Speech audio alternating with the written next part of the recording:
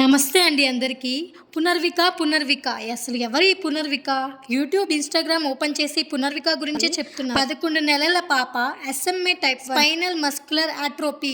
SMA వచ్చిన వాళ్ళలో growth ఉండదు, వెన్నెముక వంగిపోతుంది. వీరికి 2 ఇయర్స్ లోపే ఇంజెక్షన్ చేపించాలి. ఆ ఇంజెక్షన్ కాస్ట్ అక్షరాల 16 కోట్లు. 16 కోట్లు అంటే ఒక మిడిల్ క్లాస్ ఫ్యామిలీకి సాధ్యమేనా? వాళ్ళ ఆస్తులన్నీ అమ్ముకున్న లక్షల్లో అయితే వస్తాయి తప్ప కోట్లలో అయితే రావు కదా. జోల్జెస్మా అనే ఇంజెక్షన్ చేస్తేనే తను మొత్తం అంతా క్యూర్ అవుతుంది.